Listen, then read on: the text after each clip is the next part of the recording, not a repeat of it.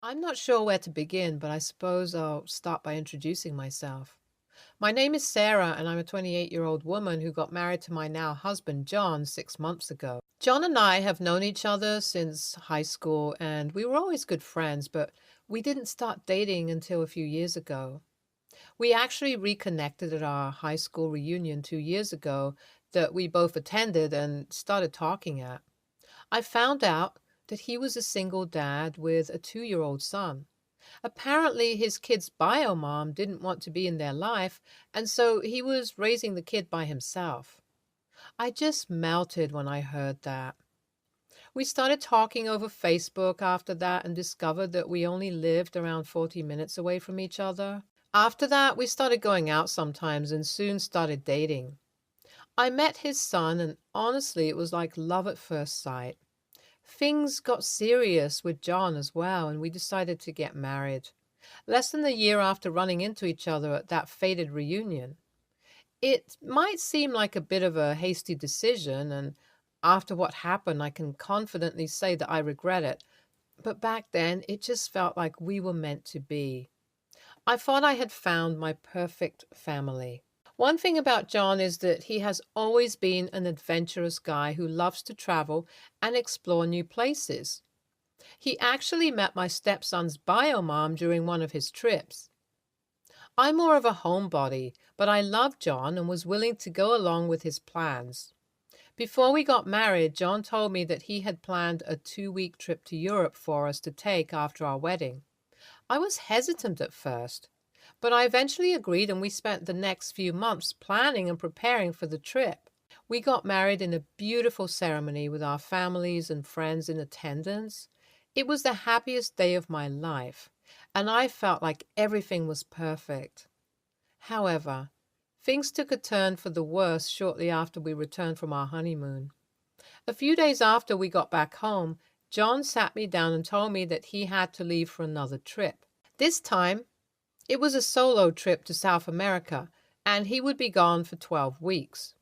I was shocked and upset that he would leave me so soon after our wedding. But John reassured me that he would be back soon and that he loved me. The next few weeks were tough. I was left alone with our 4-year-old son, Alex, and I had to take care of everything by myself.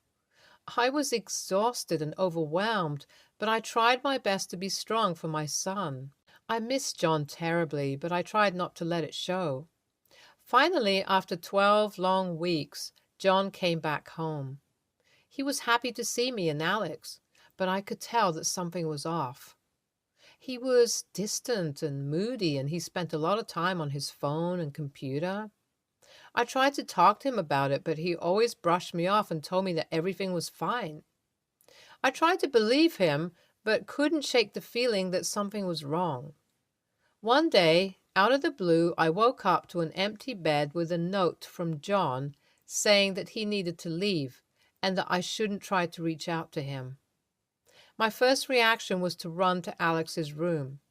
I saw that he was peacefully sleeping. I was so upset, a million thoughts were running around in my head. Had he just left us again? Where was he now? I tried reaching out to him, but he had blocked me everywhere.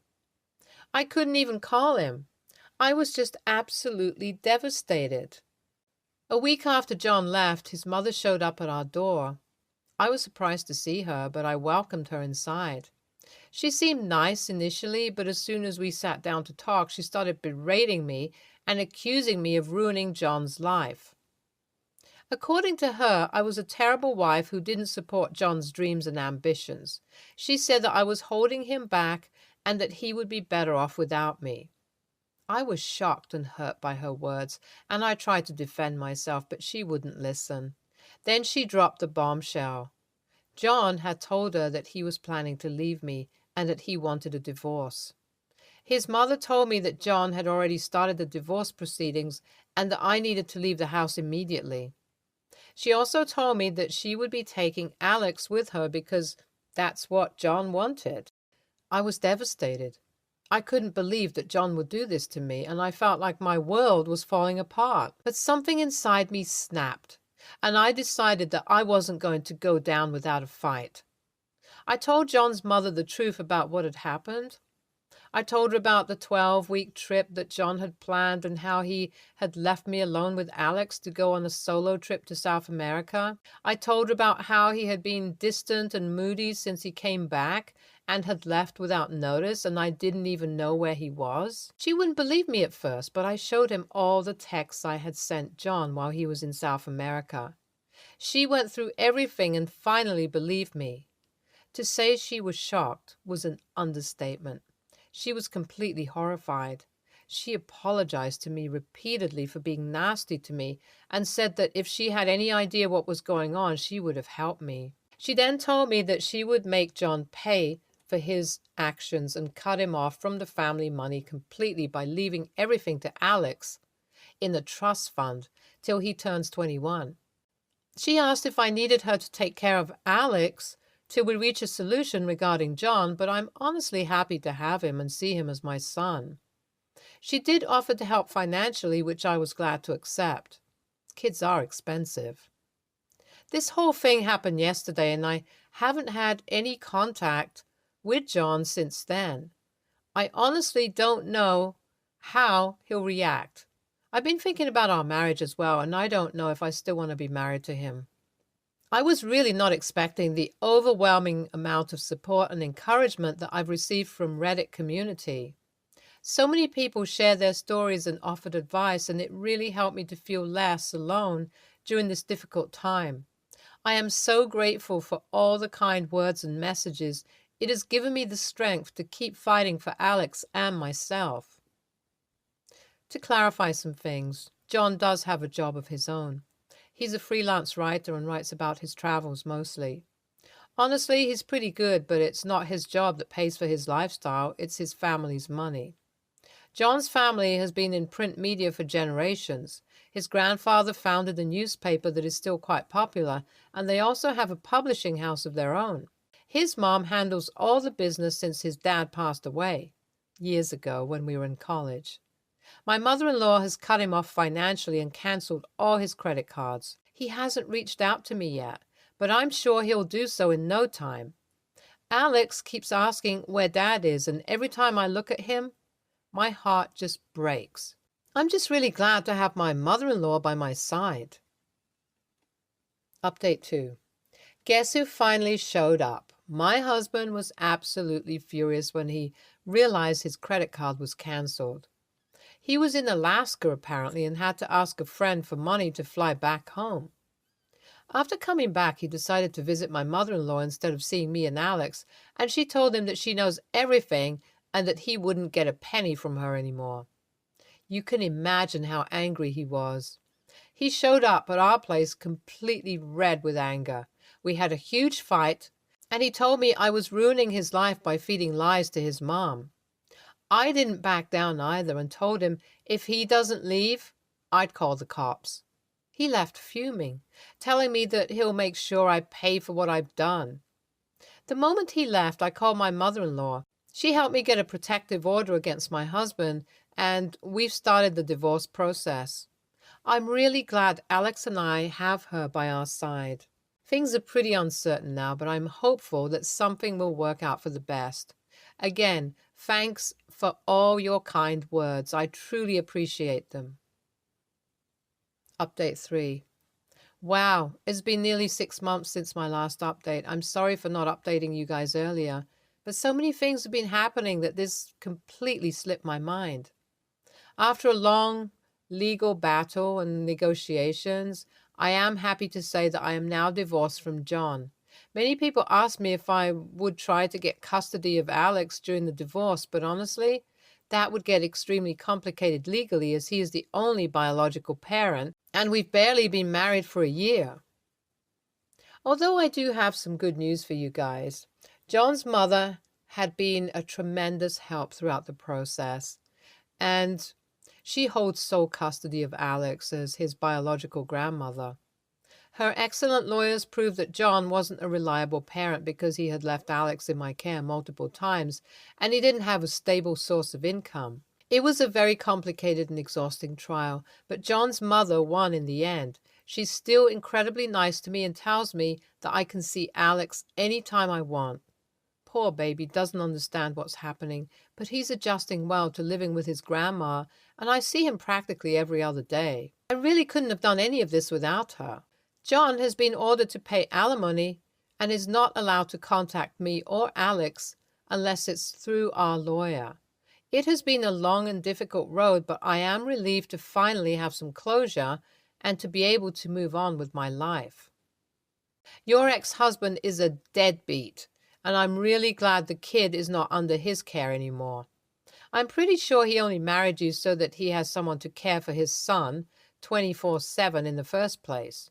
You're quite lucky to have your mother-in-law by your side. Some people don't deserve to be parents. You have handled this situation quite well, OP. I honestly don't know what I would have done in your situation. I'm glad Alex is in a safe home now and that you've managed to get rid of your pathetic husband as well.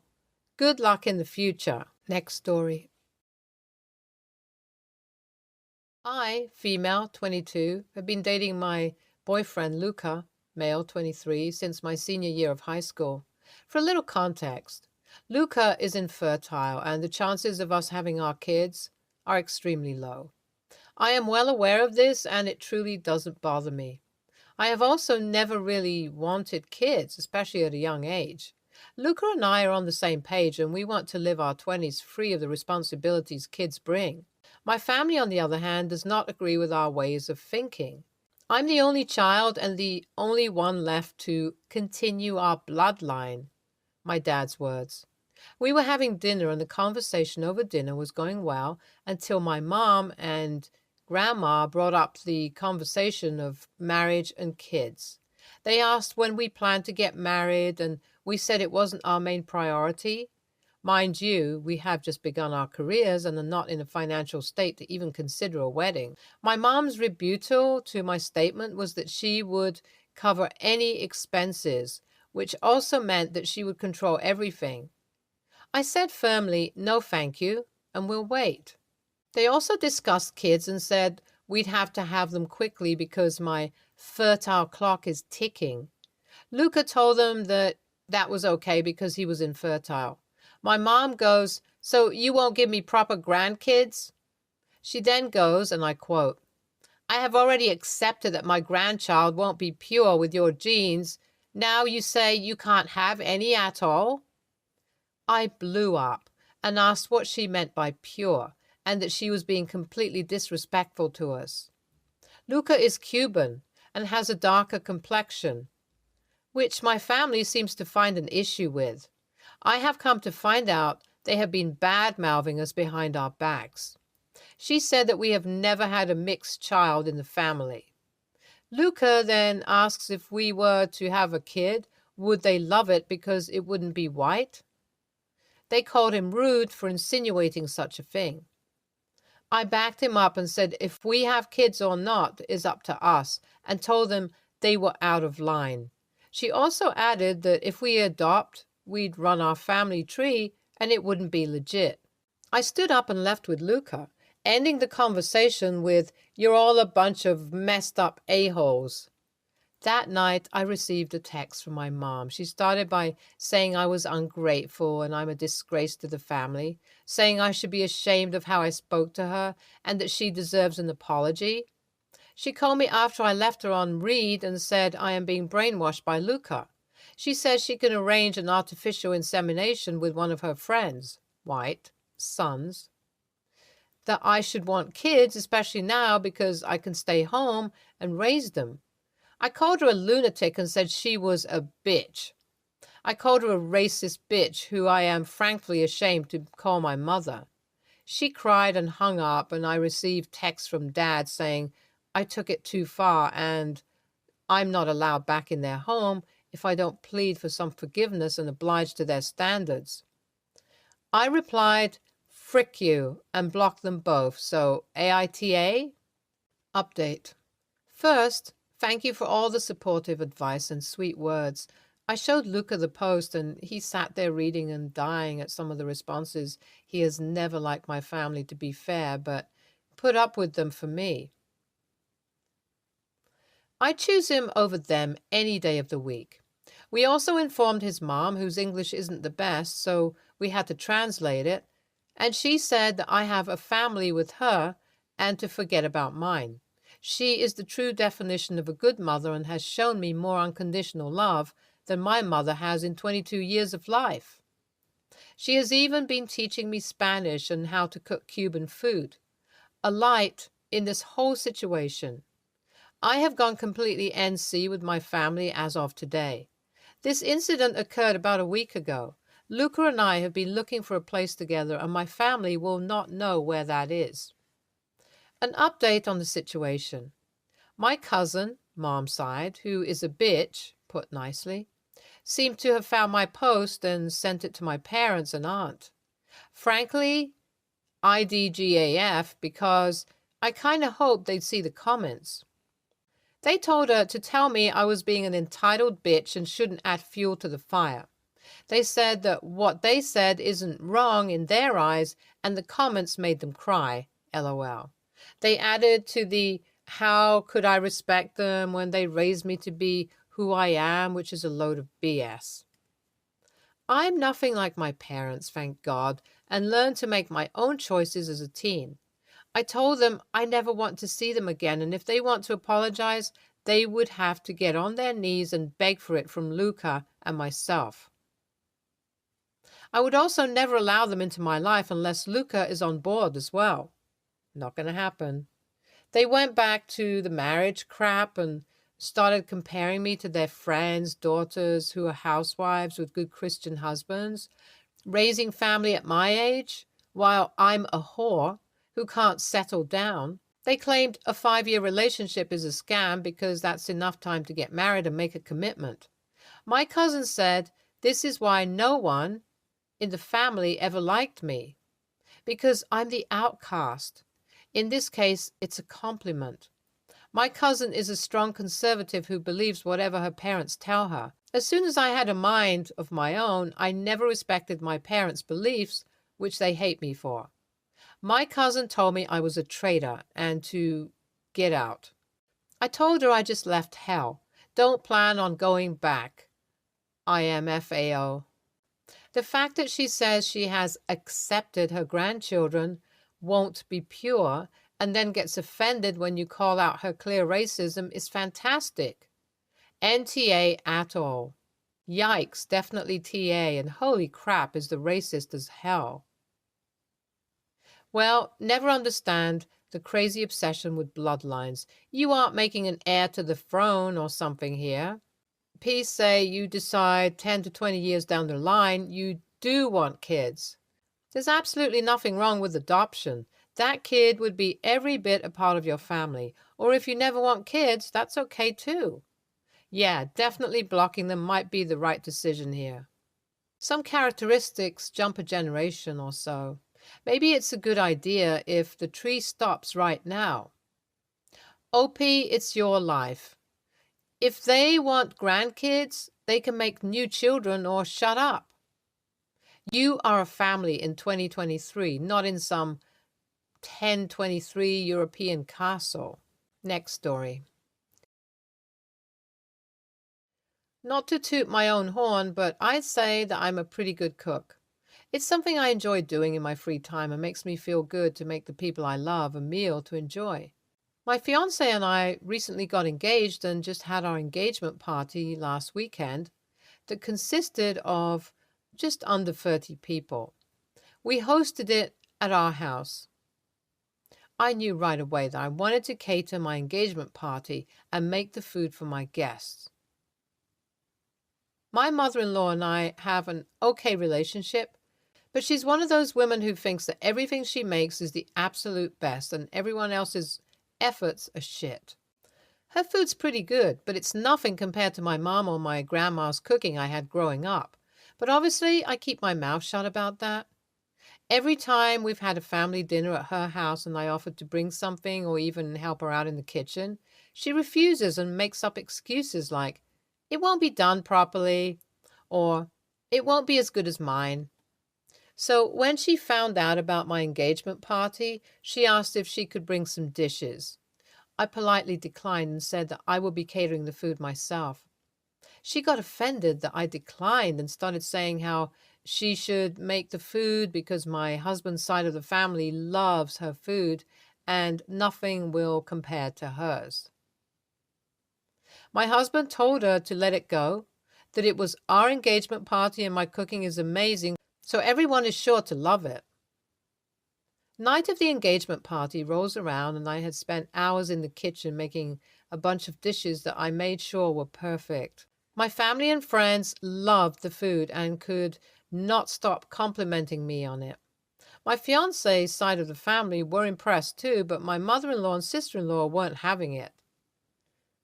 Every dish my mother-in-law tried, she had something negative to say. "Oh my, this is too overcooked. The sauce doesn't taste right in this.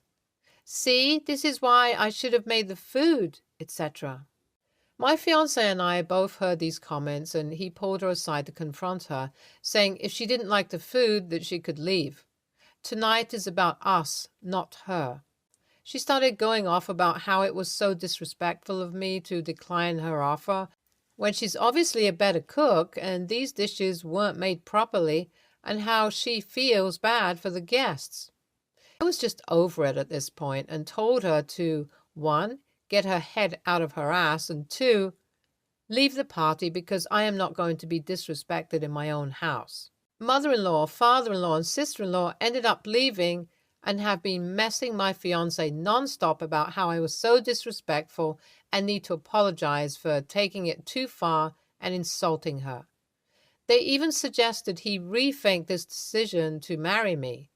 Fiancé told them that she needs to apologize to me first. Both my moms and grandpa think that it wouldn't have been the end of the world if I let her bring a dish or two.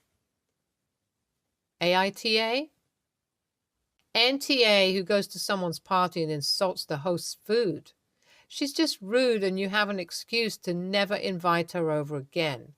Oh, you wouldn't like the food, so don't bother coming for Christmas. However you handle it, you shouldn't put yourself in the position of this bullshit again. I was going to say you should have let her bring dessert or something to contribute, but obviously that would not have been enough for this woman. Good luck. I'm glad your finances are on your side. You're going to need it. NTA, I could say why not let her bring a dish or two, but they would have been the best, greatest, most beautiful dishes of all time. So no. I will also say be prepared for this mother-in-law, sister-in-law, and father-in-law, because he just can't fight it, to be this way the entirety of your marriage. NTA, wow, she's a bully. I also love to cook, and if I were in your mother-in-law's position, I could totally see myself sort of pushing you to let me cook instead, but it would so not be because I thought the food wouldn't be good. It would be because I'd think that it was going to be stressful for you to be cooking for 30 people at your own engagement party, and that you should have as little to worry about as possible because you are the star today. But she wasn't at all asking to do you a favor. It's like she can't stand for one day someone not praising her for something and is using her for food as a way to get self-esteem and attention. It's unbelievably messed up that she insulted your cooking at your engagement party and told you it wasn't prepared properly. Even if the food had been horrible, there's no excuse for what she did, and it doesn't sound like it was. Stay tuned for more stories from Argo Relationships.